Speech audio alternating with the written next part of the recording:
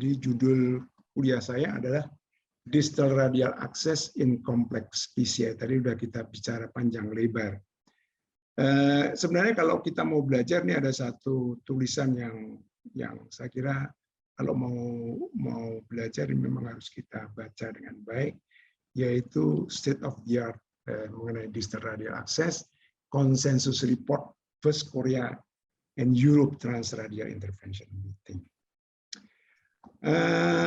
Transradial ini sebenarnya sudah dimulai lama, yaitu pada tahun 89-an oleh Dr. Liu Kampu dari orang Kanada ini, yang meninggal pada tahun 2010 umur 82 tahun.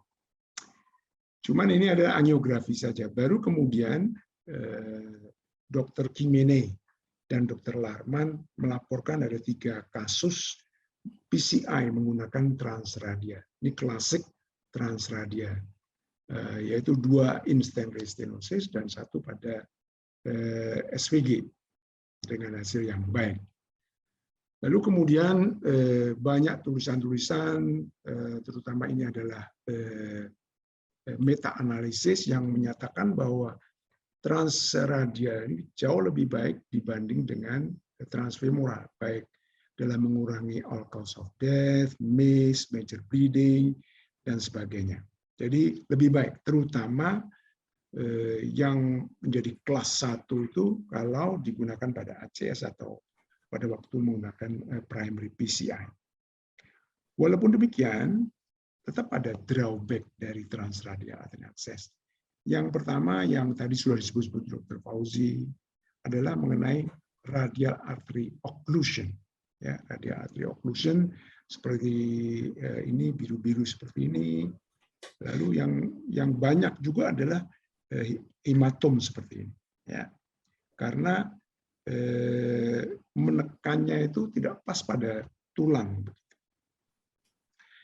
Nah, kemudian pada tahun 2017 ini Dr. Kimene di Twitternya tahun bulan 6 ya, jadi sudah hampir 5 tahun.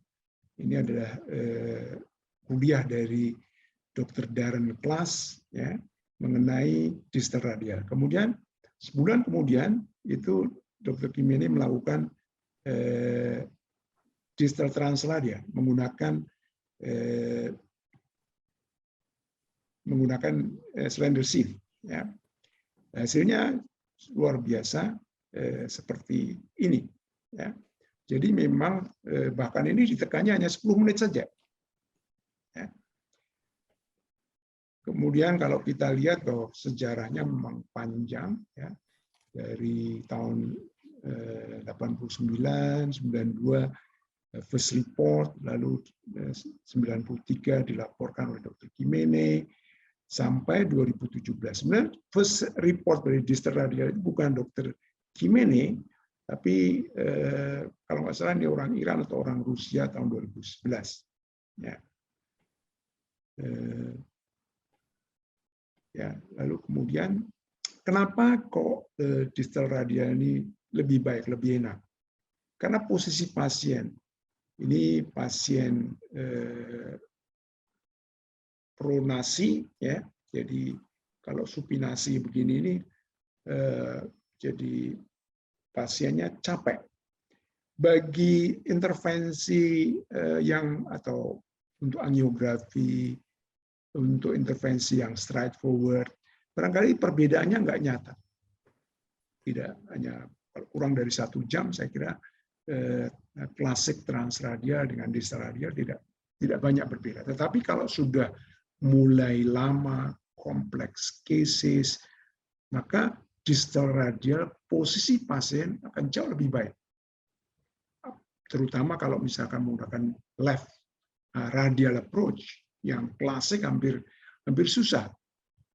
Operatornya agak membongkok, nggak bisa rileks. Tapi kalau menggunakan distal radial, otomatis posisi operator juga enak, posisi dari pasien juga enak, apalagi kalau kita menggunakan banyak alat-alat seperti rota, IFUS, atau OCT, dan sebagainya. Keuntungan yang kedua adalah bahwa dengan adanya distal radial ini hemostatiknya sangat cepat. Karena apa?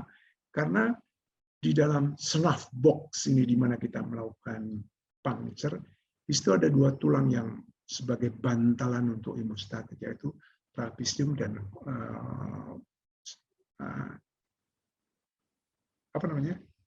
scaphoid. Ya. Jadi dua tulang ini sebagai bantalan untuk menekan hemostatik sehingga jauh lebih baik daripada klasik. Ya. Kemudian tadi karena begitu, karena cara hemostatiknya yang pelan dan yang pendek dan salah satunya adalah mengurangi terjadinya oklusi dari radial artery. Nah ini adalah besarnya radial arteri, distal radial arteri, kira-kira 85%, ya, itu lebih dari 2 mm, ya. Jadi kalau kita perbedaannya ini, kalau nilai peneliti menunjukkan bahwa rata-rata distal radial 2,3, jadi bisa pakai 6 French sebenarnya bisa. Nah slender itu 6, tetapi dalamnya internal diameter bisa dipakai untuk 7 French, ya.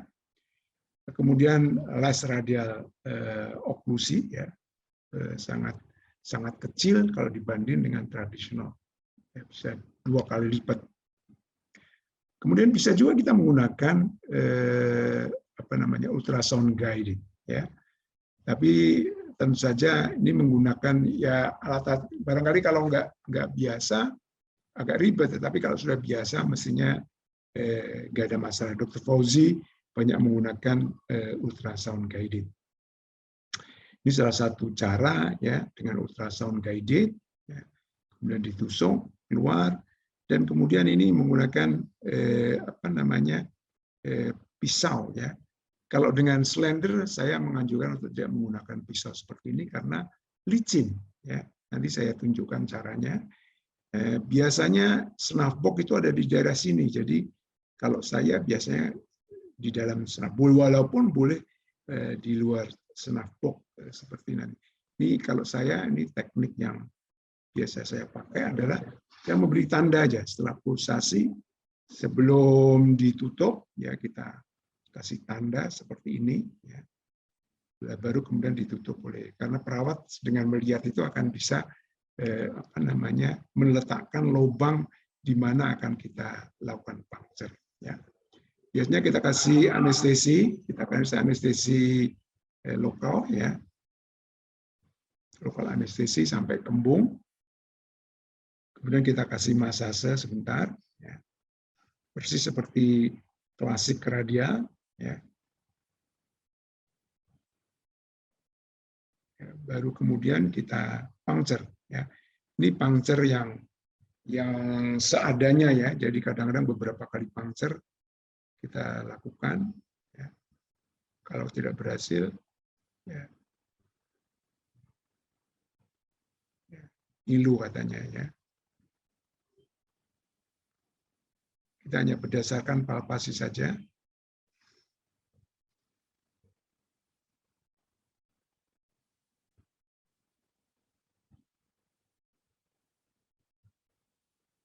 Ya.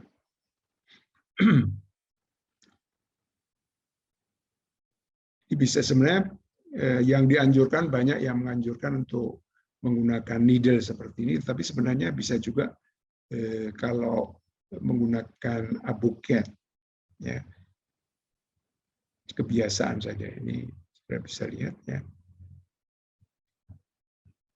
Cuman kalau pakai abuket kadang-kadang suka kena ostiumnya, jadi mesti harus betul-betul anestesinya cukup. Nah ini kalau yang dari dokter Kimene itu biasanya jempolnya itu masuk ke dalam supaya lebih ini. Tapi kalau menurut saya sih terserah kepada kita, saya tidak menggunakan seperti itu. Kalau memang nggak bisa, biasanya saya ujungnya saya tekuk sedikit aja. Ya, ini mentok, ya. Kadang-kadang kena dinding, jadi kita tarik sedikit sekali, bukan hanya 0,sekian mili, ya.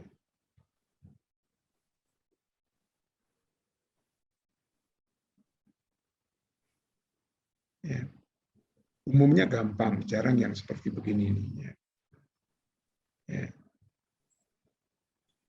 Ya. Ini kita sudah bisa masuk karena kita tarik sedikit aja. Ya.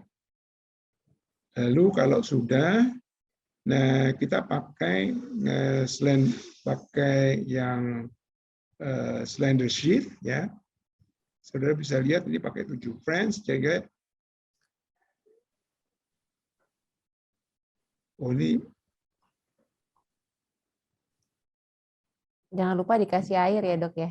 ya jangan dipercaya, tapi nggak Ya. usah di Supaya biar licin. ya. Maksudnya supaya kalau kena air, kalau kena itu dengan pisau biasanya Ya, gampang keluar gitu. Ya, gampang keluar. Ya. Nah, ini biasanya kita bisa puncture di daerah sini atau sedikit di atas dari ini adalah extensor pollicis longus, ini extensor pollicis brevis. Di sini sebenarnya juga ada tendon juga, abductor pollicis longus. Ya. Nah, di sini ada satu tulang, ya, trapezius dan scaphoid. Ini tadi sudah disebutkan sama Dokter Erwin, ya ada berbagai macam cara, ya dengan terumo atau seperti dengan apa namanya Nichiban juga bisa, ya dengan hemostatik dengan pressure pad ini juga bisa, ya. Tapi yang desain yang memang enak adalah yang seperti ini, ya. Dan kalau sudah selesai kita bisa lihat bagus sekali, ya. Ini ada komparasi mengenai terumoradial band dan prelude, ya. Hasilnya ya lebih baik menggunakan prelude, ya, di sini, ya, dari studi ini. Ya. Juga comparison pendidikan efek antara distal radial dan klasik, ya. Itu kalau kita lihat oknusnya itu 1,9 dibanding dengan 5,2. Bukan berarti kalau distal nggak bisa oknusi, tapi jauh lebih sedikit dibanding dengan klasik. Ya. Nah, yang serasa femoral, misalkan dengan menggunakan IVUS, kita bisa kita letakkan di antara paha. Ini yang paling enak. Sedangkan yang klasik kita nggak bisa. Kalau kita klasik di sini, mejanya harus di sini, ya, di samping pasien di sini, dan itu terlalu kalau reward. Nah, ini adalah glide sheath, ya, yang kuning, ya, yang hijau ini yang kalau kita menggunakan 6-7, ini besarnya luarnya sebagai 6 tapi dalamnya sebagai 7, ya. Jadi seperti ini. Ini sebenarnya glide sheath yang besarnya 6 tapi dalamnya 7. Kalau ini luarnya 5, dalamnya 6. Ini 4, dalamnya 5 French. Ya. Jadi kalau kita menggunakan kompleks, kita menggunakan yang 6, dalamnya 7 ini. Lalu memang bukan nggak ada limitasi, tapi ini sangat sedikit menggunakan 8 French. Kadang-kadang ada small artery, ya, terutama ibu-ibu, ya, yang ringkih misalkan, ya, frauty dengan stenosis yang walaupun ada teknik-teknik, ada tortuosity, lusuria arteri. Nah, ini saya hanya ini juga kompleks juga, ya, hampir sama, ya, dengan di sebelah kanannya juga subtotal, ini juga three vessel disease, tapi ini 44 tahun tidak ada keluhan seperti begini, ya, hampir nggak ada keluhan menurut pasien, tapi treatmentnya strongly positif. Dan kita lakukan sebelah CX dulu, ya, bisa masuk, kemudian kita kita siapkan, ya, kita preparasi ini sebelah LAD-nya, ya. Kemudian ini hasil akhirnya, ya. Dan kita lihat bahwa prosedur time-nya 3,5 jam. Ya, 3,5 jam. Kontrasnya 200 dan kalau saudara lihat, ya, air kremanya 1.500. Walaupun fluoroskopi time-nya itu berapa menit? Ya, jadi air kermanya 1.500. Ini kasus kedua umur 74 tahun, total oklusi di LAD sama di CX ya. Di CX juga walaupun total oklusinya tidak parah ya. Kemudian kita lakukan dengan dual akses ya. Dua-duanya dengan distal radial, ini juga pendek saja, saya kira ini tidak terlampau sulit. Ya, kita bisa lihat nih dua akses dari distal radial, ini kepalanya di sini. Ya. Kita bisa tembus dengan gampang ya. Ya, CX-nya juga bisa kita tembus. Kemudian di hasil akhirnya, jadi waktunya hanya 100 menit ya. Kemudian air kermanya 974. Kalau yang pertama tadi troponinya itu kenaikannya 0,1, yang ini adalah 0,4. Ya. Yang ketiga saya kira kompleks juga ya, total oklusi di CX. Tentunya seperti begini ya, total oklusi di RCA, umur 44 tahun, juga mau operasi. Kemudian kita lakukan ya. Ini dengan ini juga total oklusi, subtotal oklusi di diagonal cukup besar ya. Kemudian kita lakukan dengan dengan balon gel balon teknik ya. Kemudian ya, saya kira ini ya, jadi walaupun kompleks ini di hasil akhirnya ya, dengan procedure time itu 270, ini 3,5 jam ya, 4,5 jam ya. Pasien nggak ada komplain apa-apa selama 4,5 jam ya. So, kalau boleh saya simpulkan bahwa distal radial pada kompleks PCI ini visible dengan atau tanpa USG guiding. Visible walaupun dengan long procedures. Even dengan menggunakan large bore, dengan kateter yang cukup besar, 7 French ya. Lalu comfortable baik pasien maupun operator. Apalagi kalau kita menggunakan device seperti Rota dan sebagainya, saya kira distal radial access itu akan sangat membantu dibanding dengan classical radial.